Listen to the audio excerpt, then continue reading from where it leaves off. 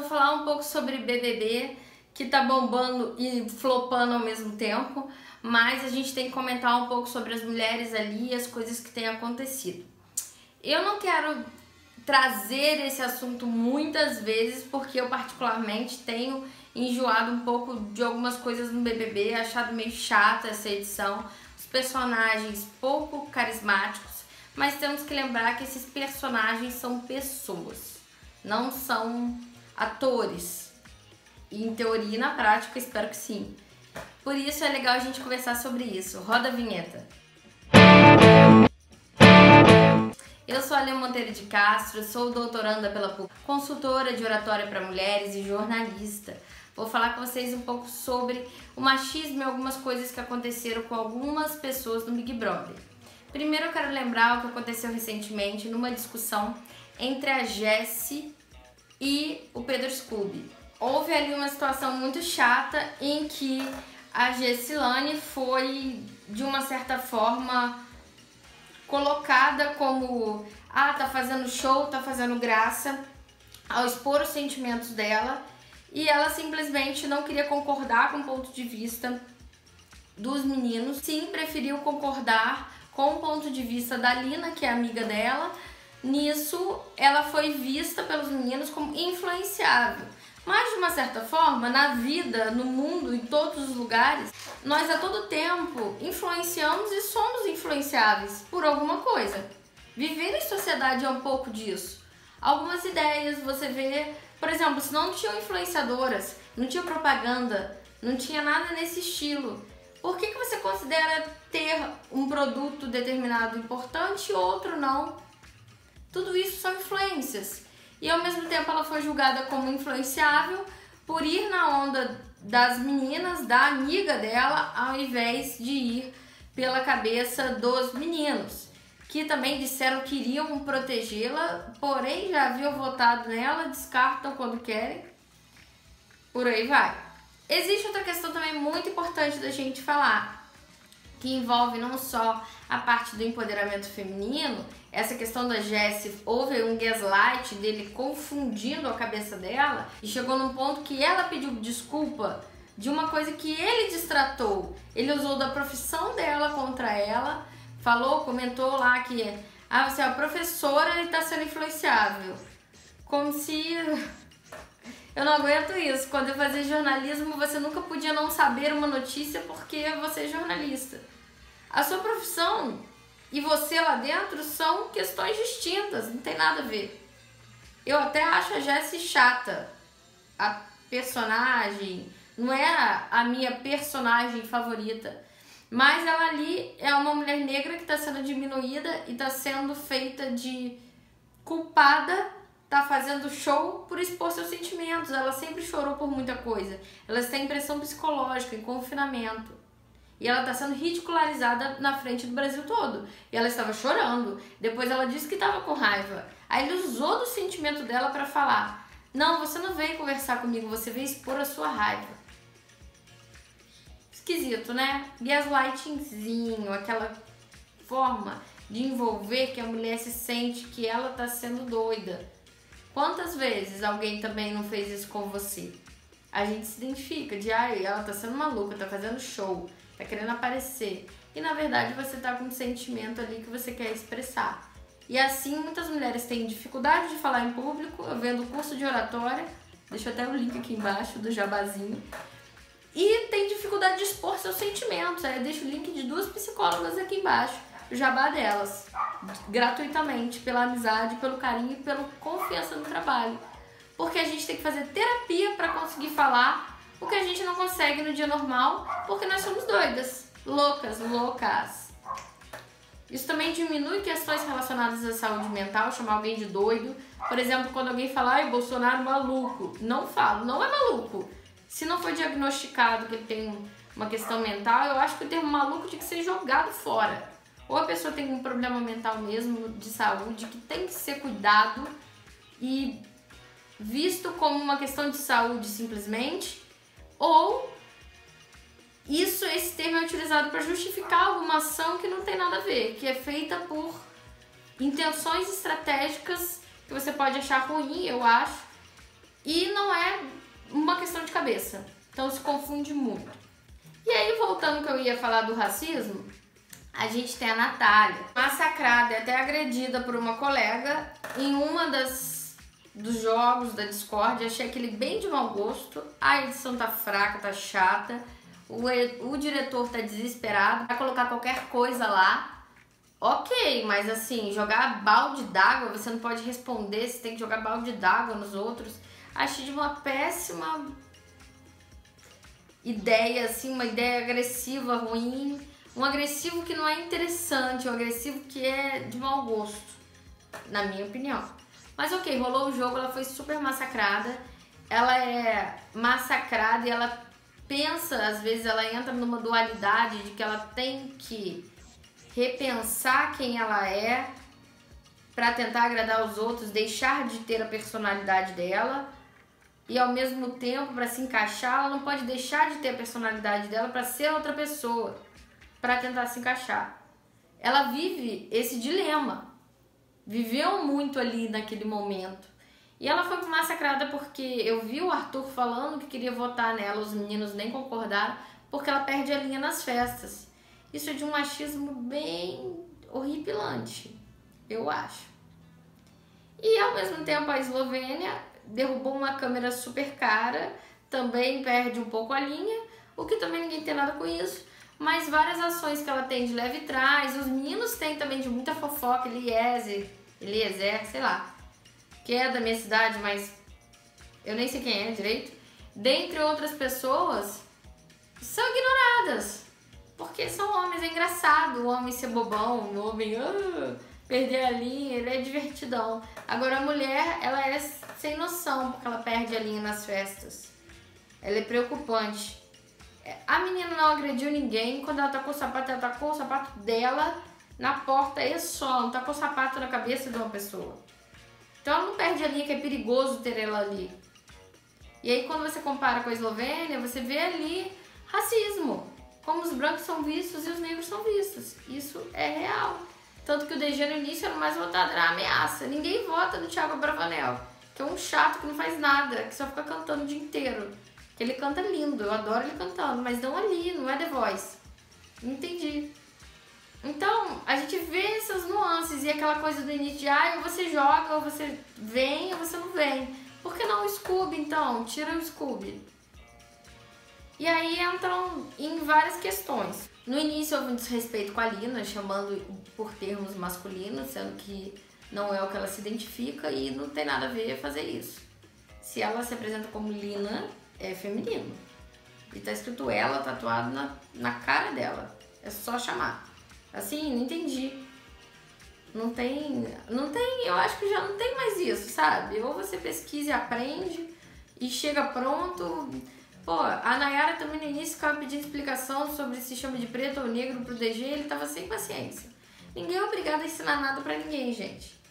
Ninguém é obrigado a dar aula de desconstrução sobre si mesmo. Ensinar pra um cara como ele deve tratar uma mulher com o mínimo de respeito, que ele deve assoviar na rua. Se você tiver paciência de ensinar, que bom. Mas você não é obrigado, nem ninguém é, sabe? O negro não é obrigado a virar pra pessoa e explicar a origem do termo preto e negro, a falar que nos Estados Unidos negam é uma coisa negativa, é o povo de pele preta, em outros lugares não, aqui chama e tá tudo bem, ou não tá tudo bem. Ele não é obrigado. Se ele quiser, ele fala, se não, tchau, pesquisa você. Chama ele pelo nome. Você vai chamar de preto, negro, você vai se referir à cor da pele dele pra quê? Você não faz isso com branco, não vai fazer com negro, não vai fazer com ninguém. Chama a pessoa pelo nome dela, como ela gosta de ser chamada. Respeita as pessoas, é básico. Não precisa ter um super conhecimento de sociologia, de movimentos identitários. É só você falar o nome da pessoa. Eu via muito, acontecia muito quando eu trabalhava, não vou comentar o lugar, teve algum tipo de comemoração de dia da visibilidade trans e as pessoas ficavam me perguntando, é ele ou é ela ou é ele, Falei, gente, pergunta o nome. Oi, tudo bem? Você é o Serginho Groisman? Fica, oi menino, oi menina. Não, chama de você. Meu Deus, se você tem dúvida, chama de você. Eu pergunto, oi, tudo bem? Qual é o seu nome? Tá, você chama do nome. Simples assim, chama do nome. E aí tem algumas coisas pra gente comentar de Big Brother nesse sentido. Eu acho que as pessoas estão achando o Arthur o máximo, eu acho ele um manipuladorzinho. Ele é até útil ali dentro pra trazer alguma coisa, algum movimento, ele pelo menos tá afim de estar ali. Mas não acho que ele é esse santo, esse pobre coitado que a mulher não deixa comer pão em casa. A mulher dele, nossa, eu não tenho a menor paciência. Sororidade é uma coisa, apoiar todas as mulheres e fechar os olhos para as coisas que elas falam e fazem é outra. Esse desabafo tá uma grande reclamação de todo mundo é chato pra mim ali. A Jade, algumas ações que ela teve foi vista como uma grande traidora, achei isso um exagero. Ela era apenas colega do cara, mal conhecia, eles entraram depois, não conhecia de fora. Eu achei muito pior o que a Bravanel fez de ir diminuindo, de ir abraçando a Nayara e falando, não dando prioridade pra ela em nada. Ele conhecia ela daqui de fora, tinha uma relação com ela, não colocou ela nem num VIP. Assim, ele não precisava adotar como, sei lá, um anjo eu vou dar pra Nayara. Não, mas ele excluiu completamente, ele jogou ela no lixo. Ela era amiga dele daqui. Acho muito pior isso do que o que a Jade fez. E a gente tá cagando, porque ela já era cancelada por conta da Maíra Mendonça. Ela já era meio sem noção por umas coisas diferentona. Então, as pessoas nem sempre gostavam dela, falavam umas coisas sem sentido nenhum. E assim foi. Aí a Jade, como também é aquele estereótipo da patricinha, ela é meio fria, pensativa no jogo, ela observa umas coisas. Tudo bem. A narrativa que ela criou contra o Arthur, achei também fraca. Mas ao mesmo tempo, eu não acho que ela foi também essa vilã, essa pessoa terrível. Acho que talvez se tivesse sido um cara, teria sido diferente.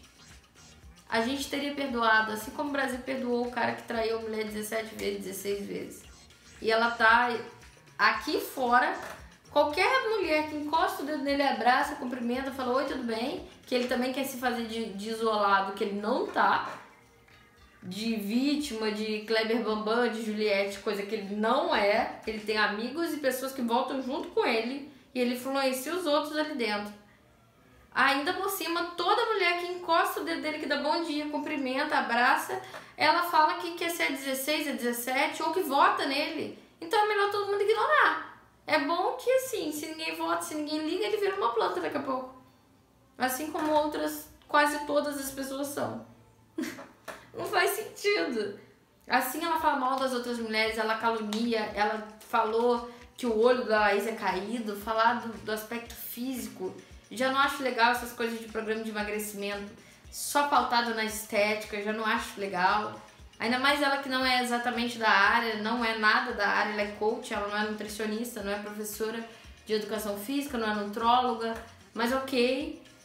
E ainda por cima toda a história que ela usou de situações da vida dela, do sofrimento de muitas mulheres com traições e com machismo que o homem acha que ele pode tudo porque ele é homem.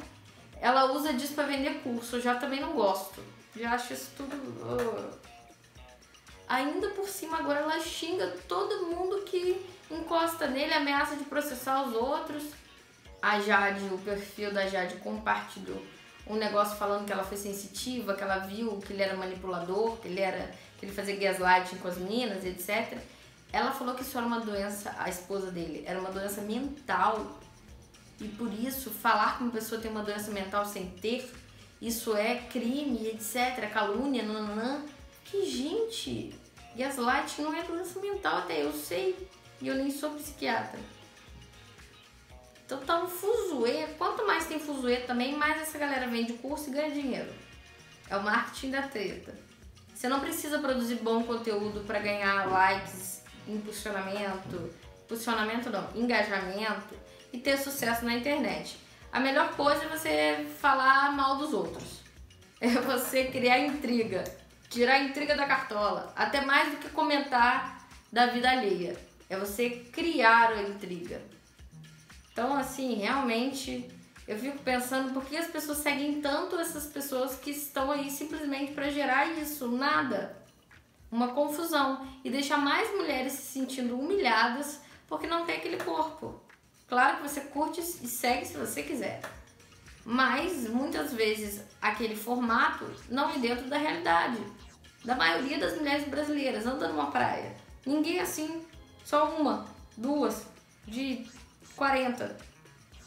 Porque não dá pra ser, muitas vezes. E é isso que é importante? Você ter a barriga trincada? Ou você ter saúde, pensar na sua alimentação?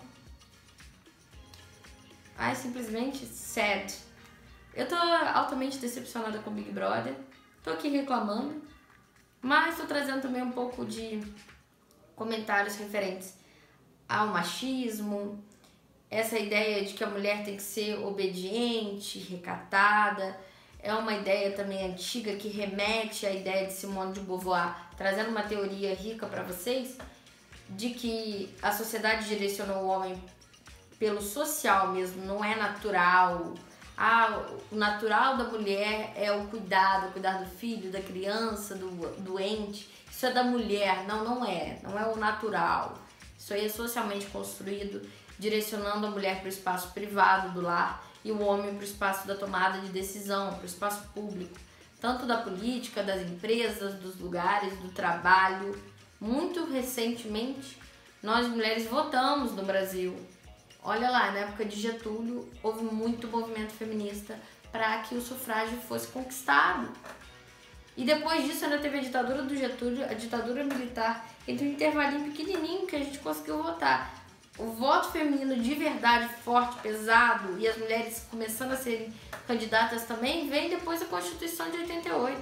É muito atual. E ainda tem gente um pouco mais velha e outras pessoas também que não votam em mulheres, que criticam, que falam que mulheres falavam da Dilma que ela era feia, que ela não sabia, que ela era burra, e não do plano de governo muitas vezes. Isso para outras mulheres também. Não só a Dilma, não tô falando de partido não, gente. Tô falando de pequenos exemplos pra gente observar. A Marina, que é super estudada e tudo mais, era sempre vista como... ela é fraquinha, nossa, aquela mulher feia, parece uma tartaruguinha, parece um dinossauro. Como é que ela vai ser presidente? O Lula é lindo, né? O Bolsonaro, um gato. O José Serra, o Temer, então, já estão ali direto do Halloween. Então, assim, toda essa forma de julgar a mulher como ela tem que ser amável, fofinha e não estar num lugar de liderança como a Jade tem, por exemplo, acabam dando uma martelada mais pesada na mulher do que no homem. O Arthur é manipulador e a Jade também, a Lina também, mas o que é o demônio? São as mulheres e não os homens. Já pensou nisso? Então pensa e comenta aqui embaixo o que você acha. Beijocas. Tchau, tchau.